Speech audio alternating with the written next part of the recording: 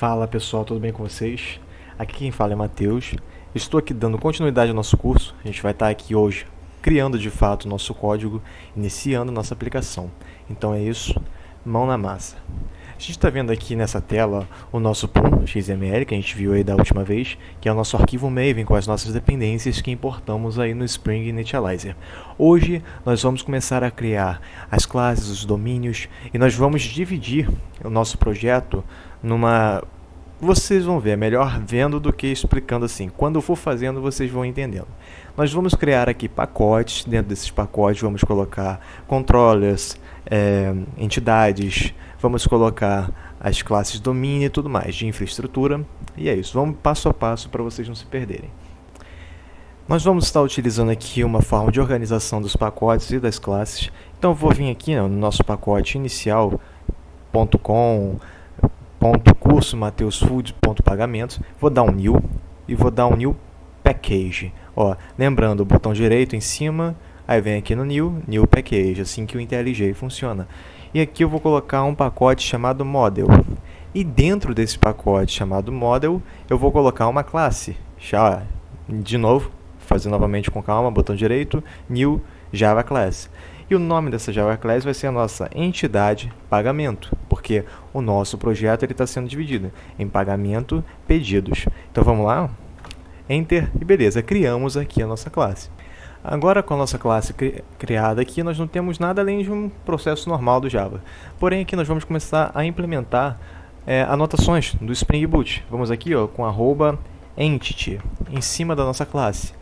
E esse @entity é uma classe do Persistence Javax. Vai servir para fazer persistência de dados no nosso banco de dados da nossa entidade. Está demonstrando para o Spring Boot que essa classe aqui vai ser uma entidade. Então, entity do inglês, entidade. Nós vamos dar um Enter aqui. E se a gente quiser botar somente o entity aqui, ele vai salvar, ele vai procurar lá no banco de dados uma tabela chamada pagamento, que vai ser o nome da nossa classe. Se a gente não quiser que seja pagamento, como por exemplo eu quero que seja pagamentos no minúsculo, eu vou colocar aqui @table com letra maiúscula, @table, vou abrir o parênteses, vou botar name, vou abrir aspas duplas e vou botar pagamentos. Pronto, aqui a gente está identificando, demonstrando para o Spring Boot que a gente quer que a nossa classe, essa entidade aqui, ela seja mapeada em uma tabela chamada pagamentos no nosso banco de dados.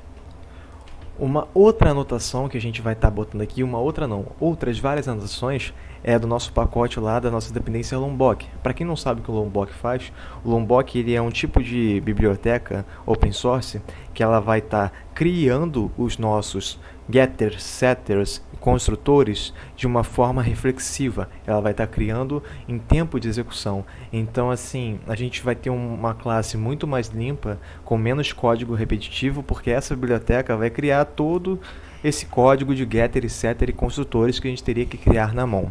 Tá? Então a gente vai vir aqui, vai dar um Enter e vamos lá colocar @getter do Lombok, @setter do Lombok, @allargs constructor do Lombok também e @noargs constructor do Lombok também. Agora que a gente já criou essa estrutura básica aqui, inicial das nossas anotações em cima da nossa entidade de pagamento, que querendo ou não vai ser o coração desse microserviço, tudo vai estar em volta dessa entidade, a gente vai estar iniciando o preenchimento dos nossos atributos, porque como ela é uma entidade, ela vai ter atributos como ID, nome, etc.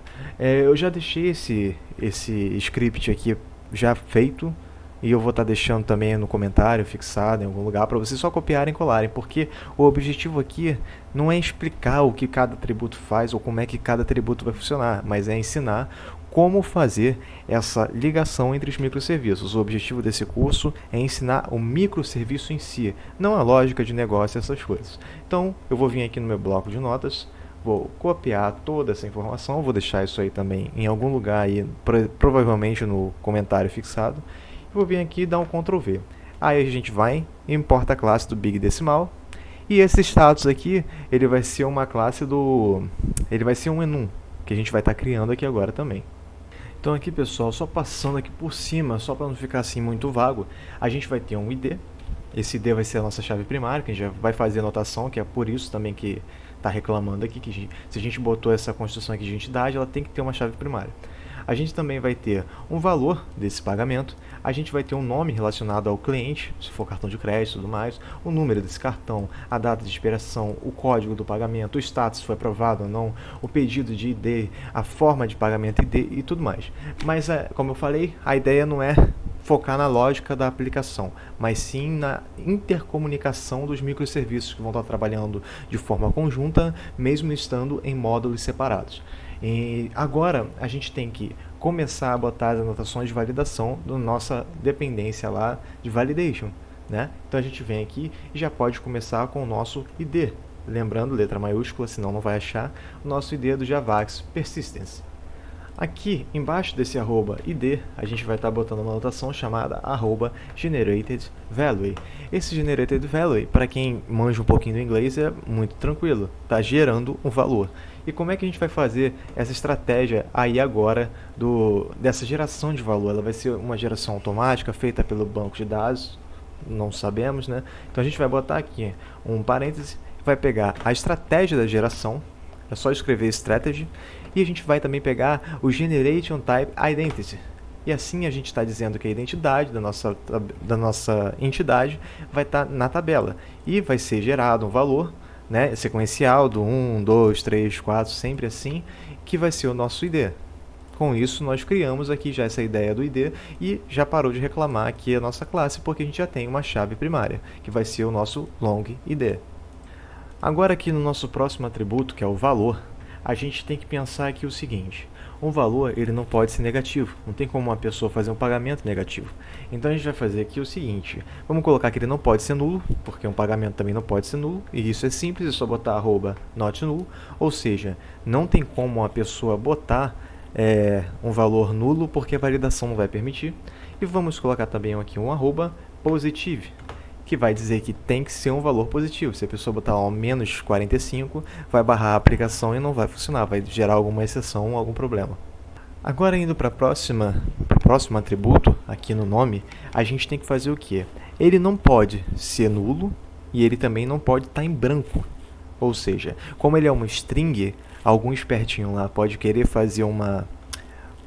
testar o nosso código e botar simplesmente uma string vazia, dessa maneira aqui, ó, fazer só um espaço. Quem foi que pagou isso? Não pode. Então a gente tem uma anotação específica para isso, que além de não permitir o nulo, ela também não vai permitir o em branco, né? Que vai ser o not blank. Not blank.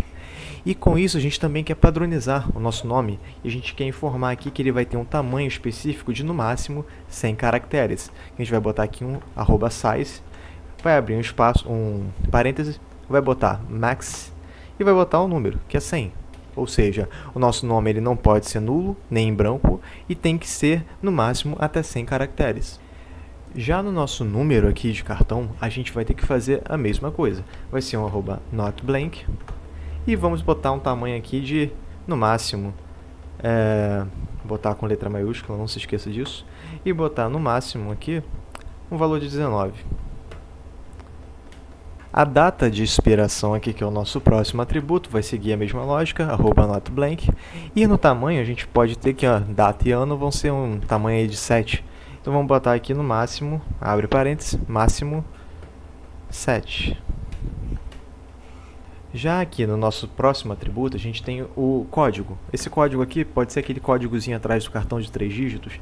Então aqui a gente já tem uma ideia que o valor máximo e o mínimo dessa informação tem que ser de 3 dígitos. Então a gente vem aqui, not blank, é a mesma coisa. E no size, no tamanho, a gente vai fazer uma coisinha diferente.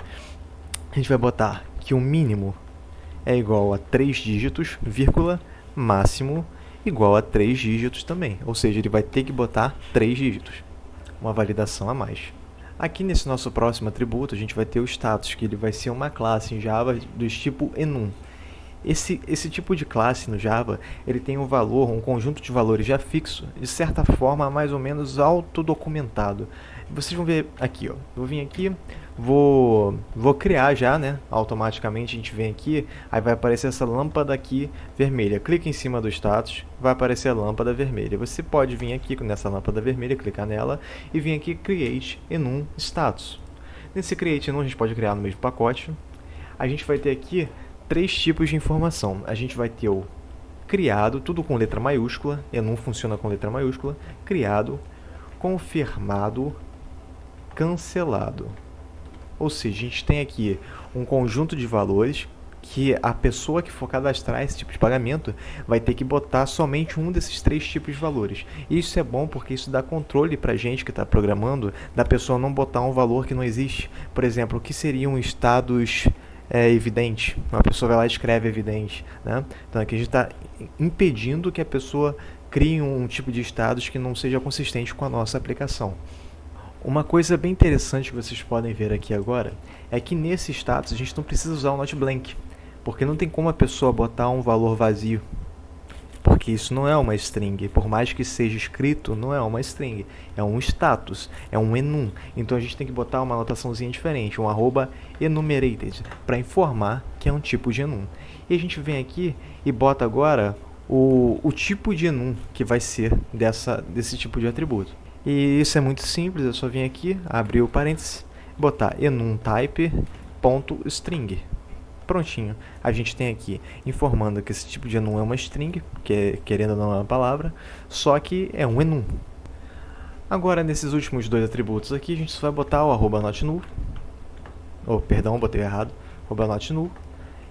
E finalizamos aqui a nossa primeira classe, né? As nossas primeiras classes. Nós criamos aqui um tipo de classe que vai representar uma entidade da nossa aplicação, que vai ser entidade de pagamento, do microserviços de pagamentos. A gente vai ter outro microserviço que vai ter outro tipo de entidade, mas por enquanto a gente criou isso aqui e também criamos um status que vai estar linkado a esse pagamento para a gente ter um maior controle do que as pessoas vão escolher lá na hora de informar o tipo, como está o status do pagamento. E com isso a gente acabou de finalizar a primeira parte da nossa criação do nosso programa. Até aqui é Spring básico, Spring tranquilo, a gente está usando uma persistência de dados, as anotações. E, como eu falei, até essa parte aqui a gente já viu na outra aplicação, tudo isso aqui a gente já viu. Só que a gente vai começar a fazer uma intercomunicação entre o microserviço de pagamento com outra aplicação do lado de fora, que vai ser o de pedidos. E depois com o Gateway, e depois com o servidor do Eureka. Então assim, vai ser uma coisa bacana.